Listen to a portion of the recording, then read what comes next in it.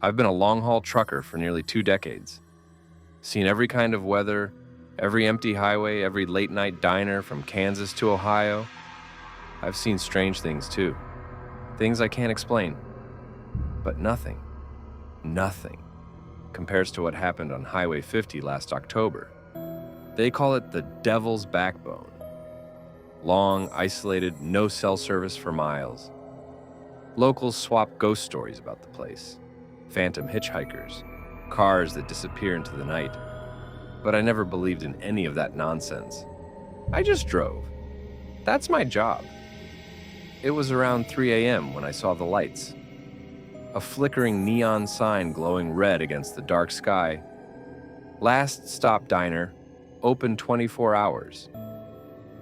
I was dead tired, so I pulled in. The parking lot was empty except for one old pickup truck, rusted down to the frame. Its windshield was cracked, the tires half flat. Looked like it hadn't moved in years. I didn't think much of it. When I pushed open the diner door, a bell jingled overhead. The place was dimly lit, the walls lined with faded posters from the 1950s. Everything smelled wrong. Not like food or coffee, more like damp wood and mildew. A waitress came out from the kitchen. She was thin, pale, with dark circles under her eyes. Her name tag read, Nancy. Coffee? She asked, her voice flat, but she smiled like she'd been told to.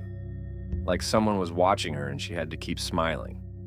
Yeah, sure, I said, sliding into the nearest booth. She poured me a cup, then disappeared back into the kitchen. That's when I noticed the other tables. Every single one had half-empty cups of coffee sitting there. Some steaming, some cold. No plates, no silverware. Like people had just walked away mid-meal. The hair on my arm stood up. I tried to shake it off. Maybe it was just a weird night. But then the bell over the door jingled again. A man walked in, tall, wearing a long coat dripping wet, even though it hadn't rained for days. His boots left muddy prints on the tile floor. He didn't order, didn't speak. He just sat 2 booths behind me, his head lowered like he was waiting for someone. I couldn't see his face. The waitress returned, set the coffee pot down, and leaned in close to me. If you're smart, she whispered, you'll leave before he does. A chill ran down my spine. What are you talking about? I asked. She didn't answer. Her smile snapped back into place, stiff and unnatural. Enjoy your coffee, hon. I stared into that cup, my hands trembling. Something about the place felt wrong, like the air itself was heavy, like we weren't supposed to be there. I glanced at the man in the coat. He hadn't moved, but now I could feel his eyes on me. I decided to leave. I stood, tossed a few dollars on the table, and headed for the door. That's when I heard the scrape of boots behind me. He was following me. I didn't turn around. My heart pounded as I pushed through the door, the cold night air hitting my face like ice water. I climbed into my truck, fumbling with the keys. When I finally looked back, the man wasn't there. The diner lights flickered once, then went out. The whole building was dark. I hit the gas and didn't stop for miles. The next day, I drove back along the same stretch of highway. I wanted to see it in daylight, to prove to myself it was real. But there was nothing there. No diner, no neon sign. Just an empty lot overgrown with weeds and a rusted old pickup truck half buried in the dirt. And here's the part that keeps me up at night. The truck was the same one I saw in the parking lot, but it was covered in dust and rust, like it hadn't moved in 50 years.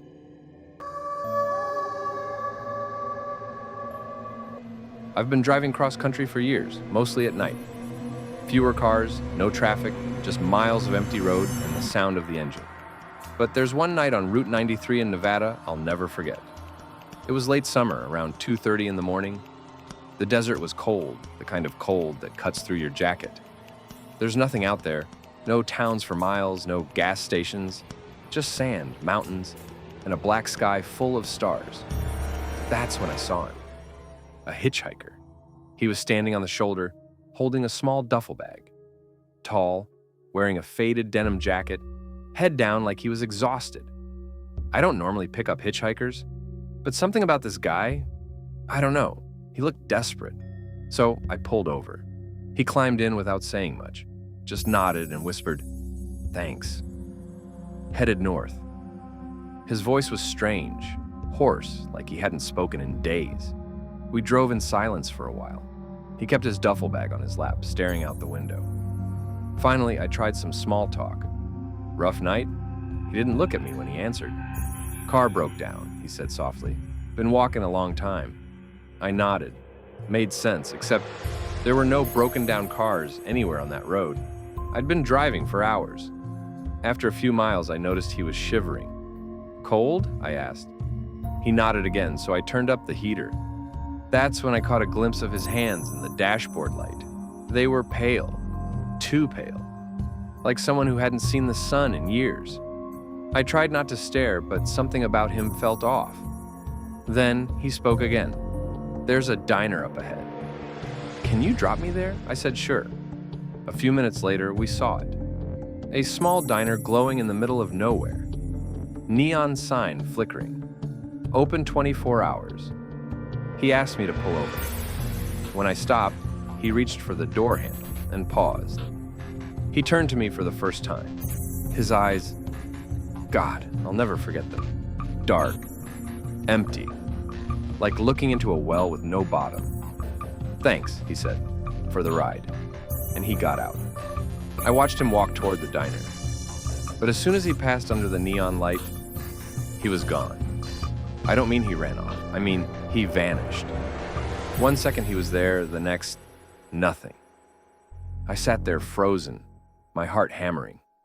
Finally, I forced myself to get out. The diner door creaked open when I pushed it.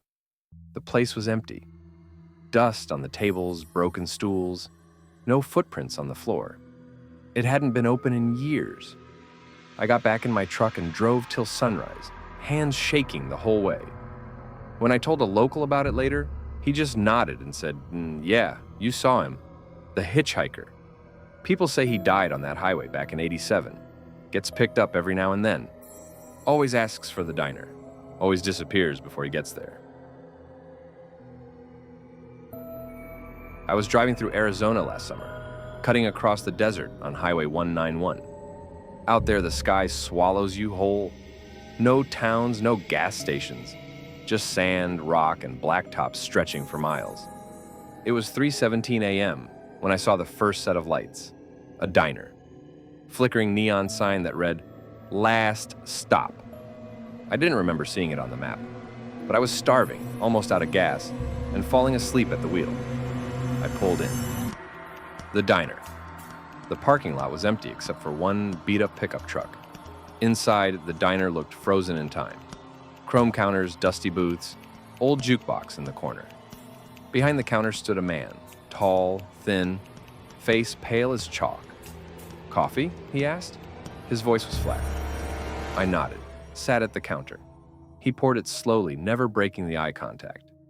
That's when I realized the clock above the counter was stuck at 3:17, second hand ticking, but never moving forward. The stranger. A man sat 2 stools down from me. I hadn't noticed him come in. He was wearing an old trucker cap, head down, stirring his coffee that looked as black as oil. "You headed north?" he asked. Voice raspy, like he hadn't spoken in years. "Yeah," I said. He smiled without looking at me. "Don't miss the turn after mile marker 41, he said. "Or you won't come back." I laughed nervously. "Why?" He finally looked at me. His eyes were solid black. No whites, just black. The highway. Again I left fast, didn't finish the coffee. Back on the road, the air felt heavier, like the night itself was pressing down on me. Then I saw it, the same diner. Same flickering sign, "Last Stop." Same empty lot. Same clock reading, 3:17. I hadn't turned around, I hadn't missed a turn. But there it was again. The loop I kept driving. 2 miles later, the same diner, the same pale man, the same black-eyed stranger waiting for me inside. Every time I stopped, it was the same conversation. Coffee?